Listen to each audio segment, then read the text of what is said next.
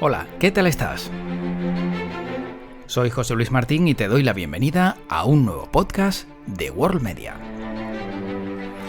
Con esta sintonía ya habrás intuido que vamos a hablar del mundo del cine.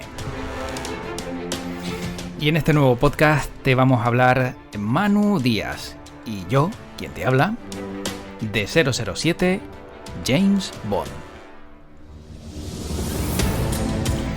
Aprovechando una nueva entrega del espía, aprovechando una nueva entrega de la última película de Daniel Craig, te vamos a contar, Manu Díaz y yo, algunas curiosidades de este hombre, de esta figura, y de algunos aspectos que quizá no se han tratado. Así que quédate en este podcast porque te va a interesar, te va a entretener y vas a conocer algunas cosas que no sabías de Bond, James Bond. Y siempre al servicio del mundo del cine está Díaz, Manu Díaz. ¿Qué tal? ¿Cómo estás? Hola, ¿qué tal? Pues encantadísimo de estar aquí una vez más. Y bueno, ya vas dando pistas, de por dónde va el asunto. Sí, porque hombre, haber dicho que estás al servicio de su majestad, no sé hasta qué punto monárquico o republicano eres, pero mejor que estás al servicio del cine, que es lo que te gusta y de lo que sabes, en definitiva. Bueno, sí, y bueno, y que aquí que sería una majestad diferente de la que vamos a hablar. Sí, porque James Bond, ya, Daniel Craig dice adiós, nueva entrega, y con esta, ¿cuántas películas ya van, Manu? Pues bueno, la verdad es que también depende, ahí te tengo que preguntar si hablamos de oficiales o contamos también las extraoficiales. Oficiales son 25, Uh-huh. extraoficiales habría que sumar 2 más. Vale. Bueno, ahí ya podemos, porque ahí parte de un poco de la intríngulis con Bond también toca precisamente las dos no oficiales. Tienen su juego también dentro de la intrahistoria de las adaptaciones. Aunque yo sinceramente, aunque es un personaje literario, yo me saltaría lo de adaptaciones de las películas de James Bond, porque es verdad que eso surge de un personaje literario creado por Ian Fleming, y es verdad que algunas de las primeras películas parten de las novelas y de los relatos de Ian Fleming, pero es que las adaptaciones son tan libres y después ya, una vez se les acabó el material literario, pues ya empezaron a seguir por derroteros completamente distintos, bueno, hablar de James Bond como el James Bond cinematográfico, como la adaptación Uh-huh. de un personaje literario, yo creo que ya no tiene peso que lo sostenga. Sí, ya ha pasado a la historia. De todas formas, ahora que has nombrado a Ian Fleming, se dice, supongo que, no sé si lo sabrás, pero parece que por lo visto el nombre o el origen del nombre de James Bond viene de un ornitólogo estadounidense. Efectivamente, bueno, Ian Fleming era muy aficionado también a la ornitología, y se ve bueno, de entre los libros que tenía en su casa, pues tenía muchos libros de este investigador, James Bond, y le gustó el nombre y decidió pues bautizar a su personaje de esa manera. Eh, en fin, imagino, la verdad es que lo que no sé es si el James Bond real en algún momento pues llegó a saber algo de este guiño que le brindó Ian Fleming, pero bueno, ha pasado a la historia quizás más por esa referencia que por su trabajo como ornitólogo. Que también es una faena, ¿no? Que hayas dedicado tu vida a lo mejor a la Claro, ornitología. hombre, claro, dentro del mundo de la ornitología entiendo Uh-huh. que este hombre pues será una eminencia, eh, Uh-huh. pero bueno, digamos Pero que eclipsado. entre las personas que conocen el nombre de James Bond por la ornitología y las personas que conocen el nombre de James Bond por el personaje agente secreto al servicio de su majestad, pues yo creo que queda un poquito descompensado. Sí. Y si ya te presentas después de la película y demás, o si tienes herederos que han heredado tu nombre, pues claro, no son ornitólogos, sino más bien agentes secretos. Por lo menos de cara hacia afuera, que es lo que más visión tiene, ¿no? Entiendo que dentro del mundo de la ornitología seguro que serán muy queridos y muy reconocidos, pero el cine la verdad que arrastra mucho más. Efectivamente. Bueno, habrá que hacer una indagación acerca de un poco la línea, Genealógica, ¿no? el legado, sí, el legado de James Bond, ornitólogo, a ver si, porque a lo mejor, quién sabe, a lo mejor tuvo algún pariente espía También. británico. Sí, o la ornitología realmente era una tapadera para También. todo su entramado de espionaje. Sí, estar todo el día en el bosque tapado con unos prismáticos esperando que se movieran los pajaritos, pero a lo mejor viendo más allá, ¿no? O sea, espiando a alguien más. Puede que a lo mejor haya algo detrás de todo esto. Bueno, de todas formas, lo que sí está claro, Manu, es que ya Daniel Craig dice adiós al personaje y ya no va a interpretar a James Bond, e incluso se habló que para esta él había dicho que no, pero le ofrecieron una cantidad, digamos, vergonzosa de dinero para que aceptara. Sí, bueno, no le dio ninguna vergüenza aceptar esa No, no, cantidad. vamos, pero sí llegó a A mí decir, tampoco me lo daría. no, no, pero creo que sí llegó a decir que vomitaría si tenía que volver a ser James Bond hasta que le ofrecieron el dinero y dijo, vale, me voy a tragar el vómito. Bueno, hay una larga tradición con respecto a James Bond, el que los actores que lo han interpretado en su inmensa mayoría, no todos, pero sí es verdad que todos acaban cogiéndole asco al personaje. También es verdad claro, a base de sumar películas, todo el compromiso que tiene de estar X tiempo dedicado a ese personaje, pues acaba convirtiéndose en una losa y en un encasillamiento. Le pasó a Sean Connery, le pasó a Roger Moore, Timothy Dalton solo estuvo en 2 pelis, pero es verdad que toda su carrera a posteriori ha quedado muy marcada por el personaje de James Bond. A Pierce Brosnan le pasó lo mismo y a Daniel Craig igual. Nos queda ahí George Lazenby, que es digamos, el Bond efímero, que solo hizo una, y aún así, a día de hoy, el nombre de George Lazenby se le identifica con James Bond y no con otras labores que haya hecho. Él empezó como modelo, pero también ha hecho más cosas como actor. Pero al final Bond te marca y efectivamente eso pues acaba siendo para los actores también pues una faceta positiva, pero también su repercusión negativa. Daniel Craig ya desde Skyfall venía anunciando que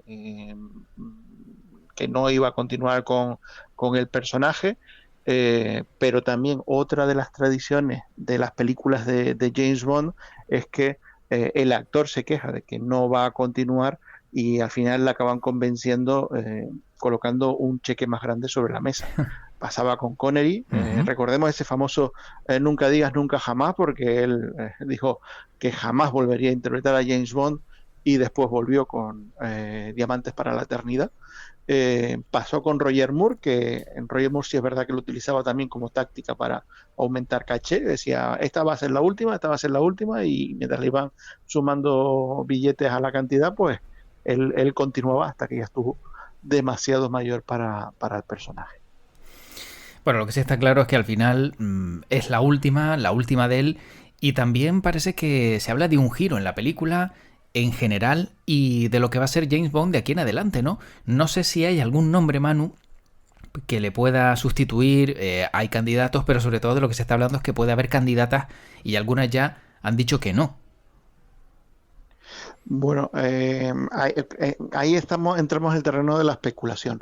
Sí es verdad que frente a todo lo anterior, Daniel Craig tiene, digamos, la singularidad de que su etapa dentro del personaje se distingue por completo de la anterior. La anterior, aunque eran aventuras independientes, se suponía que sí había una cierta continuidad entre ellas. Y se suponía que aunque cambiara el actor, seguía siendo el mismo personaje. a pesar de la famosa primera frase de George Lazenby en Al servicio secreto de su majestad, que después de una pelea en la playa decía, esto nunca le pasó al otro tipo. Eh, pero sí se supone bueno, que es el mismo personaje y que hay una continuidad. O sea, en el caso de George Lazenby, el servicio secreto de su majestad, James Bond se casaba y al final de la película, Blofeld, Spectre, mataba a su mujer. Y años más tarde, en Licencia para Matar, le hacen una pregunta a Timothy Dalton, y él le cae un ramo de flores, perdón, en una boda, y él un poco dice como que ya él no estaba para... Y Felix Leiter comenta, bueno, es que él ya estuvo casado una vez.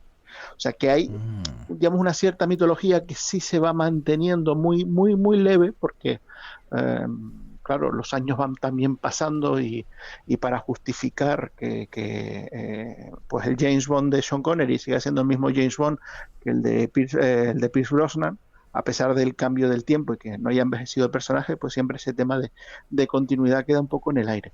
En el caso de Daniel Craig, no, porque Daniel Craig empezó su primera película fue Casino Royale, y Casino Royale era se presentaba como un reboot, como un James Bond Begins, era la primera aventura de James Bond.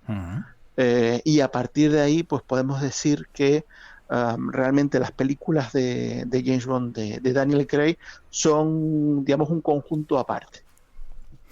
Vale. Y hasta ahí podemos leer. Y hasta ahí podemos leer. Pero sea como fuere, sí es cierto que, hombre, hacer 25 películas, lo que son las oficiales, es una auténtica barbaridad, ¿no? Mantener una saga durante 25 películas no es nada sencillo. Y encima con un mismo personaje, que cierto es que lo que va cambiando es la trama, el villano, pero la historia de fondo casi siempre es la misma. Efectivamente, hombre, si es verdad, obviamente James Bond surge, la primera novela surge en los años 60, estamos hablando pues no, perdón, en el 53. Casino Royale, que fue la primera novela, se publica en el 53, la primera película es del 62. Pero claro, nace en medio de la Guerra Fría. Y a medida que van pasando los años, pues sí, mientras se mantiene la Guerra Fría, pues los rusos son los malos, y dentro de los rusos, pues Spectre se supone que es una especie de digamos, metáfora del comunismo, pero ya a medida que va pasando el tiempo, que llega la perestroika, que hay cambios políticos, sociales, pues entonces ya James Bond tiene que empezar a buscar nuevos, digamos, adversarios que supongan también pues un peligro mundial, o al menos para el Reino Unido. Manu, sobre el perfil de la mujer, ¿crees que va a cambiar de aquí en adelante? Aunque ya se sabe que en la última entrega pues también está habiendo ciertos gestos para evitar que sea el de James Bond un perfil machista, que esté más adaptado a los nuevos tiempos, que se salga un poco de esa adaptación de la novela. Bueno, realmente el perfil de la mujer en las películas de James Bond siempre ha estado en evolución, y siempre, claro, a ver, James Bond es un seductor, es machista, es misógino, esos son algunos elementos básicos del personaje, pero que se han ido suavizando con el paso del tiempo, de la misma manera que los personajes femeninos cada vez van adquiriendo más protagonismo en el apartado de acción y menos protagonismo en el apartado de mujer florero. Pero en este caso yo creo que ha sido más bien, en mi opinión personal, un fracaso de la saga de no haber sabido ajustar bien el perfil el retrato de los personajes femeninos en las películas. En algunos casos, pues sí hemos tenido algunos personajes femeninos que se han ajustado pues a los cambios sociales, y son pues personajes femeninos con más peso, pero en general yo creo que sigue siendo uno de los puntos a mejorar dentro de la franquicia. Que eso en cuanto a cómo se presentan los personajes femeninos, y en cuanto a cómo Bond trata a los personajes femeninos, que sería otro punto distinto. Claro, ahí jugamos con una paradoja. Por un lado, claro, el James Bond de Sean Connery, que era absolutamente misógino. Recordemos que en Goldfinger hay un personaje que se llama Pussy Galore, que es la piloto personal de Auric Goldfinger, que una de sus primeras frases es a James Bond es olvídese de utilizar sus encantos conmigo porque soy inmune, dejando claro que es lesbiana. Y al ratito de película, pues Bond se la lleva a un granero.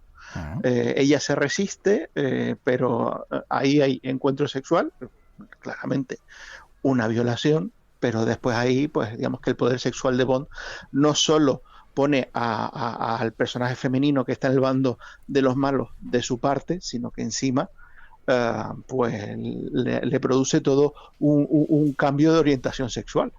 O sea que sí. Eso evidentemente hoy en día sería impensable que se introdujera en una película de James Bond. En su momento, pues digamos el macho alfa que era Bond, pues digamos que formaba parte de la representación del personaje, pero hoy en día eso sería absolutamente deleznable. Pero hasta qué punto podemos hacer un cambio y que Bond acabe siendo un personaje feminista, sería quizá desnaturalizar por completo al personaje. Por eso digo que estamos ante una paradoja de hasta qué punto podemos actualizar el personaje sin que el personaje y que el personaje siga siendo el personaje que es. Claro. Es complicado. Si no le puedes quitar la esencia, es un tipo chulo, es un tipo ligón, pero por lo menos que no actúe como si se ha visto en otras películas, que resultaría quizá casposo, ¿no? En el siglo XXI, esa imagen del pasado, verla en el presente, ¿no? Te tienes también que adaptar un poco a los nuevos tiempos y a cómo está la sociedad a día de hoy. Y no solo eso, sino que, discúlpame la expresión, pero Bond era un pichabrava. Sí, exacto. O sea, cualquier mujer que se le ponía por delante, se la llevaba a la cama. No estamos hablando aquí de una manera violenta, hablamos de seducción. Pero eso a día de hoy incluso tampoco es correcto. El Bond de Daniel Craig es verdad que en un principio sí utiliza sus dotes de seducción con personajes femeninos, pero a medida que fue evolucionando el personaje en la etapa Craig, pues se fue, digamos, ciñendo más a un tipo de relación más romántica que puramente sexual. Bueno, hay una estadística, Manu, y son 58 los encuentros pasionales de James Bond en toda la saga. O sea, estamos hablando, pues que mínimo 2 seguro. Y es verdad que en cada película tenía lío con 2 féminas. Una, por regla general, la malvada, y otra, la que estaba más cerca de él, ¿no? La que le ayudaba o siempre con la que tenía un vínculo más cercano. Claro, hombre, por película, 2 historias amorosas, por no decir sexuales, también son bastantes y es un ritmo muy elevado. Bueno, pero es verdad que no en todas son 2. Sí, exacto. Pero sí es cierto que en algunas sube por encima de la media. En Goldfinger se volvió loco. En Goldfinger sí, no, en Goldfinger hubo 2 y una que no le dio tiempo de edad, pero también hubo un cierto acercamiento. Porque se acabó el metraje. Por ejemplo, sí, digamos que esas cosas que algunas pues mueren antes de que de poder disfrutar como decía Austin Powers, del mollo sexual de pero por ejemplo en el Servicio Secreto de Su Majestad, James Bond se infiltra en una especie de terapia con conjunto de mujeres, que es su forma de acercarse al personaje de Ernst Boffler, que es el líder de Spectra, y ahí hay como 10 mujeres siguiendo esa terapia especial, y él con un palito para ir abriendo las puertas va pasando habitación por habitación. O sea que en este caso, como digo, es verdad que no siempre se mantiene pues esa, digamos, regla no escrita de que está la chica buena y la chica mala, pero en algunas pues sube la media notablemente. Manu, siendo consecuente con el número de películas, con la evolución, con cómo ha ido el personaje, ¿cuál crees que podría ser el mejor James Bond? Desde Sean Connery, como decía, a Timothy Dalton, Pierce Brosnan, Daniel Craig, Roger Moore, todos aquellos que han pasado por el personaje. ¿Quién crees tú que mejor lo ha encarnado?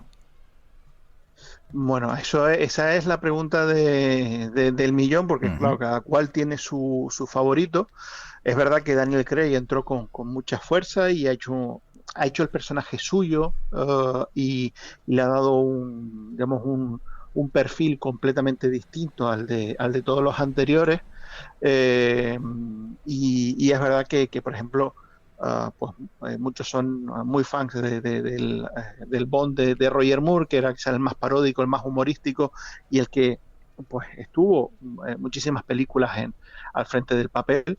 Pero yo es que siempre soy más clasicón, y a mí el James Bond de Sean Connery siempre me ha parecido el que define el personaje y el que realmente mejor lo ha interpretado. Además, yo, a pesar de que llevamos 25 películas, si yo me tuviera que quedar con una, me quedo con la tercera, que es Goldfinger.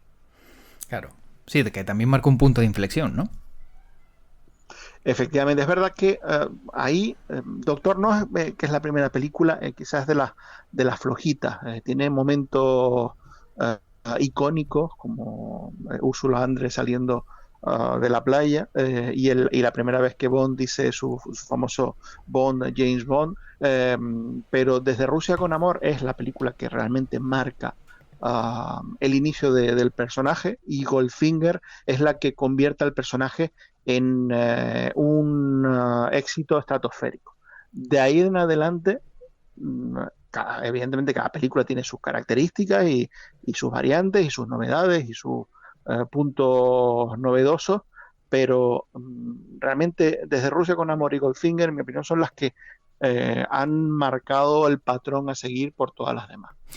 De todas formas, sí hay que decir que el papel de Daniel Craig ha sido muy positivo para la saga, ¿no? Porque le ha dado un Bond más duro, más rudo, de más aguante, no sé, por lo menos el aspecto o la sensación que yo tengo es que ha sido un buen James Bond.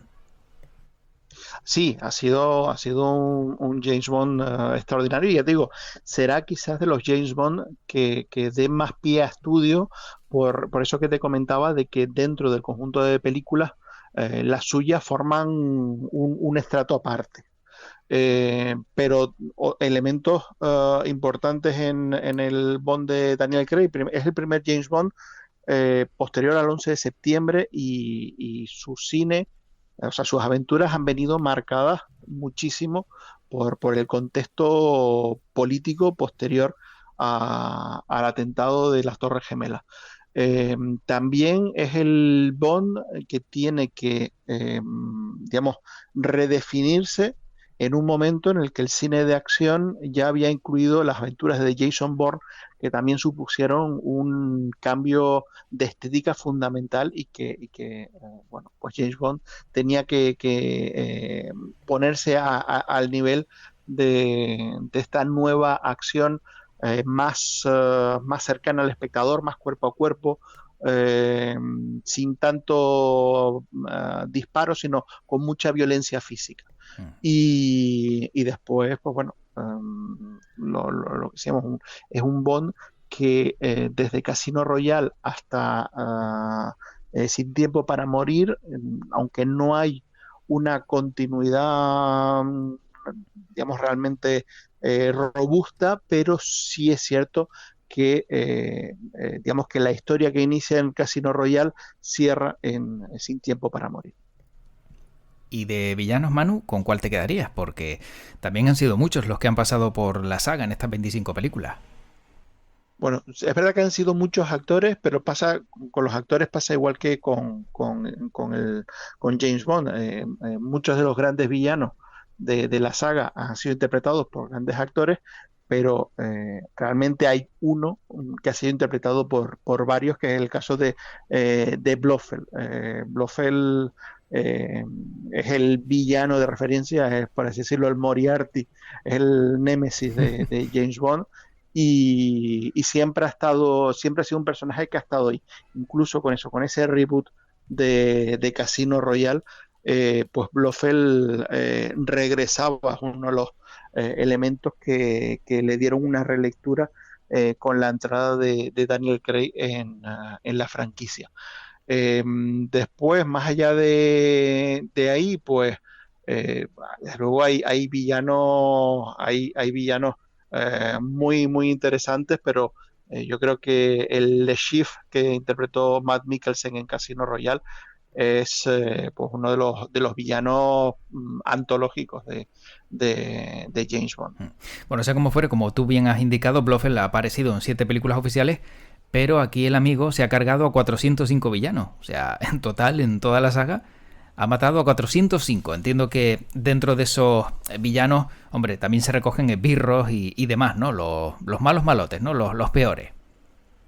Claro, que después también ten en cuenta que hay momentos en los que van colocando ahí por ahí explosivos y revientan y se cargan a todos los secuaces del villano, y eso pues va subiendo lo que los americanos llaman el body count, el contador de cuerpos, el contador de cadáveres.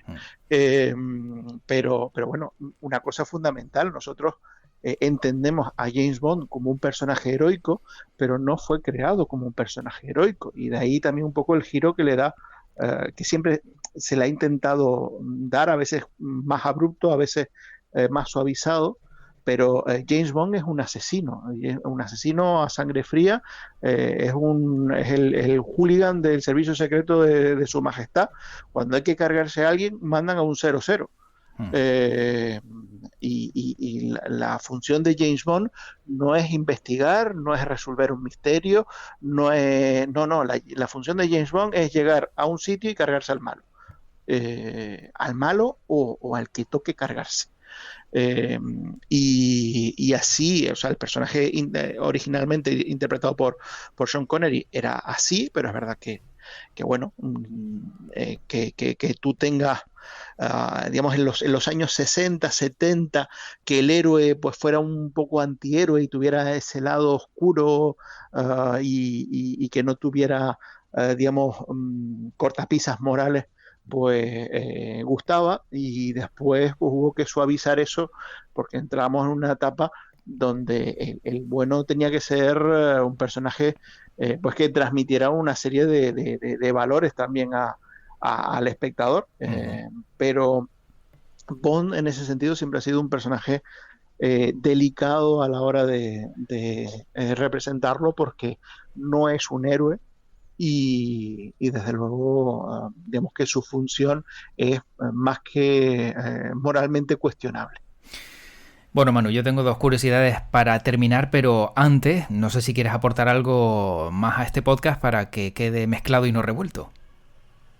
Bueno, yo añadiría 2 cosas. Una, romper con una, digamos, una referencia que es falsa, que es el James Bond original fue Sean Connery. No, mentira.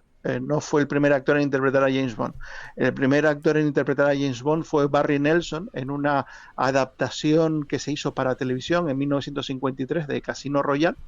Perdón, en 1954 de Casino Royale. Lo que pasa es que, bueno, se suponía que iba a tener un poco más de trascendencia, y no la tuvo. Pero quedó ahí como una curiosidad, que creo de hecho que en YouTube se puede ver ese episodio de televisión adaptando Casino Royale, además con Peter Lorre interpretando el personaje de Le Chiffre. Y después yo creo que es importante hablar de los James Bond, las películas de James Bond apócrifas, es decir, las que no forman parte de la saga oficial, que son el Casino Royale de 1967 y Nunca digas nunca jamás de 1983. Y ahí jugamos con una cuestión de derechos. Casino Royale, como decíamos antes, fue la primera novela de James Bond escrita por Ian Fleming, pero no fue la primera en ser llevada al cine, porque cuando fueron a comprar los derechos, los derechos ya habían sido adquiridos, por lo que pasaron directamente a Doctor No. Sin embargo, quien sí tenía los derechos de Casino Royale, pues resulta que en 1967, al mismo tiempo que Sean Connery estaba protagonizando Solo se vive dos veces, pues estrenan una adaptación en formato humorístico de Casino Royale, bueno, una película muy del tono alocado de la comedia de los 60, y que, bueno, queda también con la curiosidad de que es la primera que se ríe del hecho de que James Bond pueda tener diferentes rostros, a pesar de que todavía Sean Connery no había dejado el personaje. Y el otro caso, claro, los productores oficiales de la saga de James Bond, digamos que se separaron, y los derechos de la novela Operación Trueno, pues quedaron en parte en posesión de uno de los productores que abandonó la saga, quien en 1983 aprovechó para hacer una reescritura del guión, consiguió convencer a Sean Connery para que volviera a interpretar al personaje, y rodó pues una especie de remake de Operación Trueno, con Sean Connery de protagonista, que se estrenó pues más o menos al mismo tiempo que Octopussy. Y que bueno, quedaba ahí esa curiosidad, porque es una película donde sí hay elementos claves de James Bond que se menciona. Evidentemente el protagonista es James Bond, pero hay otros elementos que no se pueden utilizar. Por ejemplo, el personaje de Q, el experto en gadgets, en Sí. los aparatos tecnológicos que utiliza James Bond. Pues hay un personaje que ocupa esa función, pero no se le puede llamar Q, porque Q son los derechos, sí pertenecen a la saga oficial. Qué cosas, ¿no? O sea, el nombre de James Bond, el original, sí se podía utilizar, pero alguien asociado a la película como Q no se podía utilizar.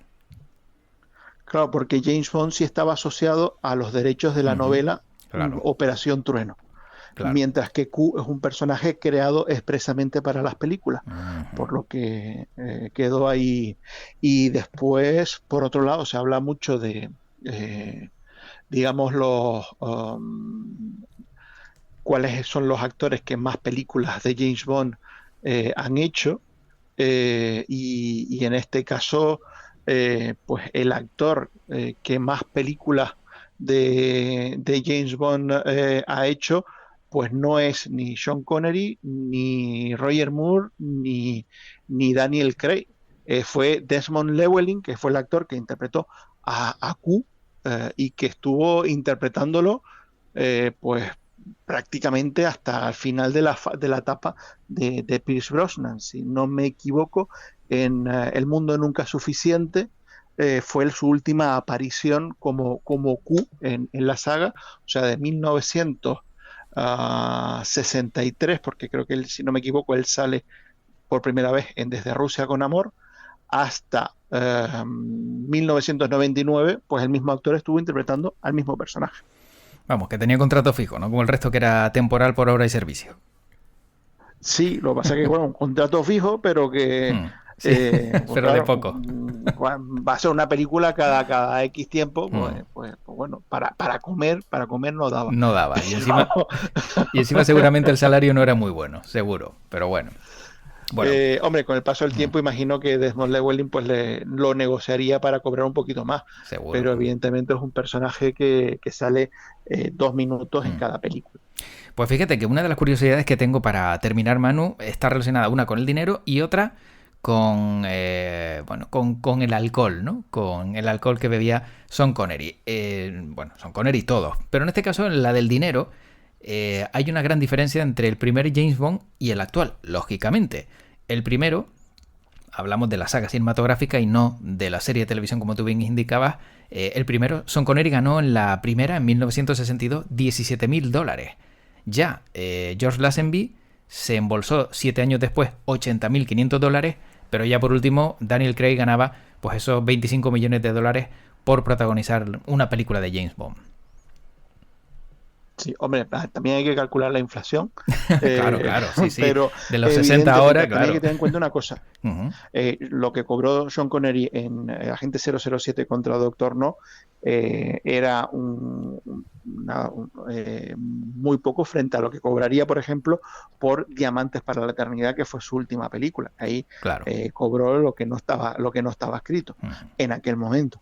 Y que Doctor No es una película de bajo presupuesto. Realmente las películas de James Bond empezaron a ganar, digamos, posición de serie A, de película de gran producción a partir de Goldfinger, porque las dos primeras eran películas baratitas. De hecho, una de las razones por las que Sean Connery acabó siendo el James Bond de la saga era porque era un actor desconocido y cobraba poco, porque claro. Ian Fleming, a quien Ian Fleming quería que fuera James Bond en la pantalla, era Cary Grant. Anda, fíjate. Sí, o sea, que era su elegido, Cary ¿no? Grant, que sí. Efectivamente, él decía que quien mejor podía representar la elegancia de James Bond, el cinismo de James Bond era Cary Grant. Cary Grant, que tenía un gran complejo con su edad, pues argumentó que se veía muy mayor para hacer ese personaje. Se estuvo barajando otros actores y al final cogieron a Sean Connery, que era un actor que había hecho principalmente papeles muy, muy secundarios en otras películas, y que había sido campeón de culturismo.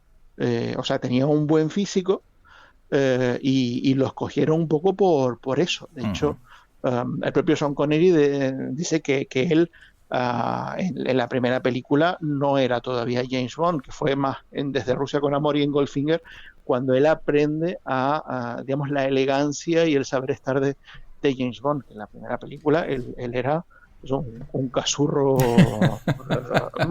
sin ningún tipo de saber estar.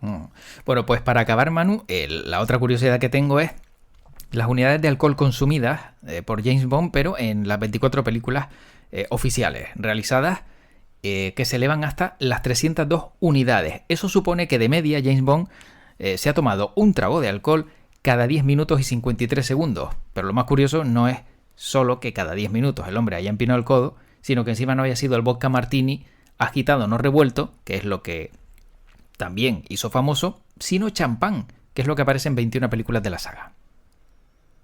Sí, bueno, y al final, en las últimas, se aficiona también a la cerveza. Ah, sí. Pues fíjate, se ha adaptado también a los nuevos tiempos. Sí, en Skyfall, que después de la secuencia inicial se da a Bond por muerto, y después aparece, digamos, una zona tropical ahí como medio retirado. En vez de tomar el vodka martini, se está tomando su cervecita. Y después también, como anécdota con eso, en Muere otro día, que se supone que los coreanos han tenido secuestrado a Bond y digamos que los agentes británicos consiguen rescatarlo. La forma en la que tienen de identificar de que ese efectivamente es James Bond es que le hacen un análisis del riñón. Cuando ven el estado del riñón dice, este es James Bond.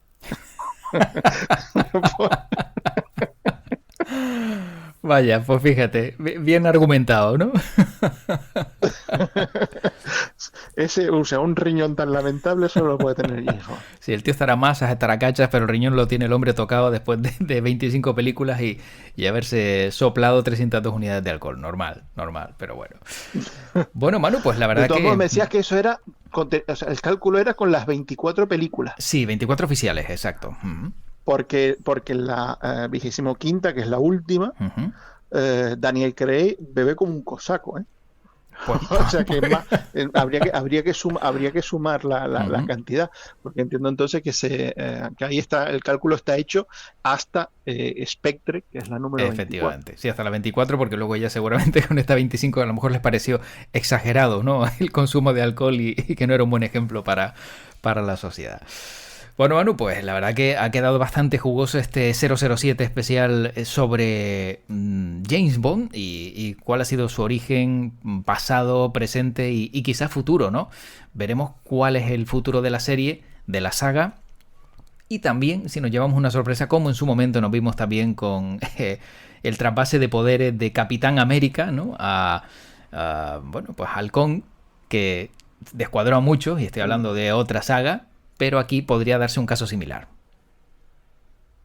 Bueno, yo no lo tengo muy claro, ¿eh? Yo creo que Bond seguirá siendo Bond, y van a buscar, en este caso van a buscar a un actor masculino para que siga siendo Bond. Espero que siga siendo británico, porque siempre ha habido un poco esa presión para coger a un actor estadounidense y no, tiene que ser un actor británico, aunque George Lazenby era australiano.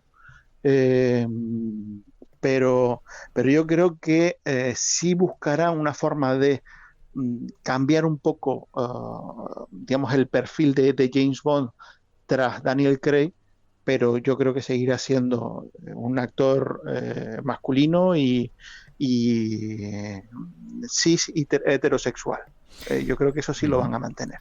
Bueno, veremos qué ocurre en el futuro y seguro que para la próxima también lo hablaremos en este podcast en World Media con Manu Díaz o Díaz Manu, como tú prefieras. Al revés o al derecho, entendido queda. Bueno, Díaz Manu queda más como nombre chino, que ponen siempre los apellidos al principio. Es verdad.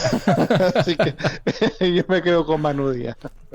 Pues yo me quedo con Manu Díaz para el siguiente capítulo, que seguiremos hablando de cine y disfrutando de este mundo tan apasionante, tan bien explicado por tu parte. Manu, como siempre, el lema te lo dejo por aquí y ese es que tu podcast te acompañe. Pues larga y próspera vida al podcast. Gracias, Manu, cuídate. Hasta luego. Hasta luego. Y momento para poner el cierre a este podcast de World Media, en el que hemos hablado de 007, de James Bond, de todos los actores que han encarnado este papel y también de las posibilidades que hay de que pueda caer en otras manos. Te recuerdo que nos puedes encontrar en www.worldmedia.es. Ahí tienes toda la información y todo el entretenimiento. Y yo soy José Luis Martín. Y como siempre me despido deseándote lo mejor y también deseándote que tu podcast te acompañe.